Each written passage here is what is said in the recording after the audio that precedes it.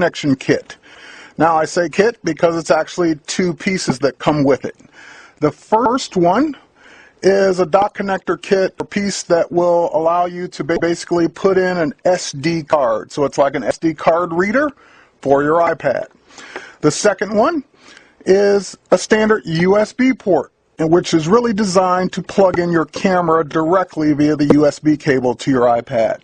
They give you both in the kit. You use whichever one you want. They're not, you don't have to use both of them. It's just whichever one is going to work for you. Now, I have a bonus tip at the end for the USB one, but let's go ahead and take a look at the SD card reader, which is the one that most people are going to use for their cameras. So we'll just go ahead and plug that into the bottom. It fits in just like any other standard dock cable or connector. Then I have an SD card, which I'll go ahead and just put that in. There's no additional software needed to install. Everything's built into the iPad already.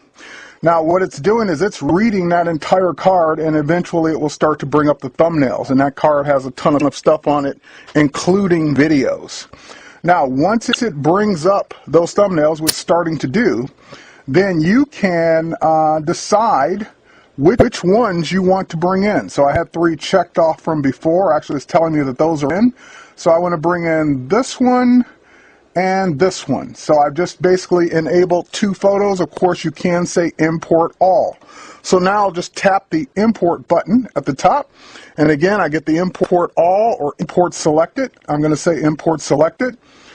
And now it's copying 2 photos from the card directly onto the iPad's internal memory. Now, of course, you're going to want to know, well, how much can it hold? Well, again, your iPad is either 16, 32, or 64 gig. Your cards contain whatever resolution photos they have. In this case, I'm actually importing RAW files. These are 12 megapixel RAW files from my Canon, my Nikon D5000. So I'm going to go ahead and say I want to keep those on the card when it's done. And that's pretty much it. It's imported those. It doesn't really do anything else after that. Now you can go to your albums and you will see your last import. So those are the 2 photos that I just told it to import. I can tap on a photo to go to it and do whatever I want to do with it. It's like it's in my library on the iPad. So at this point, I can take the card out, take the card reader out. I am done with it at this, from the standpoint of using the card. Now I can do whatever I want to do with it on the iPad. Now, as a test, I did do an email from this photo to my computer just to see what I would get. Would I get the RAW file, or would I get the JPEG, or would I get a JPEG conversion? And to my surprise, it actually sent the RAW file. It sent a nice, I think it was 6 megabyte size file. That was the actual NEF file from the camera. So it's not doing any conversion. It's just basically backing up your photos. And because the iPad can both display RAW and JPEG, it's letting me see it. Now, let's talk about, we'll get to editing in a moment, but let's talk about the other connector. Now, the other connector has a standard USB port on the bottom, and again, it's designed for your camera. You would plug your camera in directly, and most people don't do that. They like to use a card reader. However, one of the complaints about the kit is that it's SD and not compact flash. A lot of professionals are using compact flash out there, and so there's no way to connect this directly. So rather than have to plug in the USB cable, which would work on your DSLR, bringing in those images off a compact flash card, I've got a better solution. And if you find one that works, here, let me show you. I'm going to go ahead and plug this in. And I'm going to plug in a standard USB cable. And again, this would be normally going to the, let's get that in there. This would normally be going to the camera, but instead, I'm going to plug it into a Belkin card reader. So I have a Belkin card reader here. I'll just go ahead and connect the USB cable up to that. And I get the light letting me know it's active and ready to go.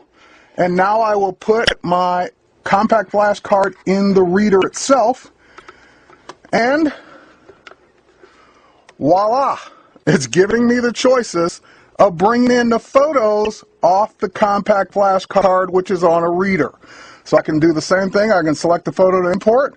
I can say import selected, and it will then bring in that photo or copy it just as if it were connected to the camera, and again, give me the option of deleting it off the card or keeping it. I want to keep it. All right, so at that point, we have now done the unthinkable. We've actually used a card reader instead of the actual camera. Now here's the downside to this. Here, we'll take this one out, we'll unplug this, and at this point I wanted to try another card reader. This is a SanDisk card reader, one of my favorite ones. And so I plugged it in, tried to plug it in, upside down, there we go. So I plugged it in, and I got the light, and I put in my card, and the first time nothing happened, but this time it did. So what it was is that the cable that I was using was not the cable that came with this reader, and apparently this reader has a slightly recessed input, so I had to make sure I used this cable to work. So the downside is, or the test is, you want to make sure that you use the either cable that came with the reader just in case, or you want to test the reader first. Now again, I've tried it with a Belkin, and I've tried it now with a SanDisk, and in this case here we'll go ahead and grab a photo from the SanDisk one, and we'll say import selected, and it's copying that one right off the card from the card reader, and I'm going to say keep. However, if I'd have just went ahead and tested it with the other cable, even though the light came on, the orange light came on, it never wanted to copy the photo, so I would have just assumed it didn't work. So just be mindful of the cable situation that came with your reader. All right, so now, what do we do with these once we have them in? So let's go to albums here, and let's say we go to some of the imported photos here. We'll just tap that catalog or that library. And now I'll tap, or actually let's get out of that for a minute. Let's go actually to a photo editing application. I seem to have a couple on here. There's Photoshop Mobile, for example. Now this hasn't been updated for the iPad yet, so this is more of an iPhone app. But if I select the photo, I can go to my last import or all imported photos. I can grab one of those that I imported, and even though that's a RAW file, I am able to edit it with the free Photoshop Mobile app. I can crop it, I can make adjustments to exposure, I can do all of these things that you would normally do inside of this app. So I'm just adjusting the exposure with my finger. Now, once I'm done, I can then save this photo to my drive, and it will actually, or actually to the internal memory, and it will save it as a JPEG, ready for me to email out. Now that's one application, and again, Photoshop Mobile is free. There's also PhotoGene for the iPad, and I'm going to say cancel my last session. We're just going to go ahead and grab one of the photos again. We'll grab this one of the Westcott booth over at Photoshop World, and again, I can do all the things that PhotoGene can do. So I can crop, I can adjust, I can do the things that this app does, and again, even though I'm working with a raw file, it's letting me do these operations. Now keep in mind, there's no Camera Raw yet for the iPad. There's no Lightroom yet for the iPad. And I would expect, or I would hope, that we start to see applications like that that allow me to do things like tethered shooting. Now, that's where this one comes in, because at this point, since it's a standard USB connector on the bottom, you would think you would be able to plug in your camera, you run an app on the iPad, and shoot tethered right into the iPad. But as it stands, until that comes along, you've got a great solution now for backing up your photos in the field, whether you're using SD or some other memory format, as long as you've got a compatible card reader.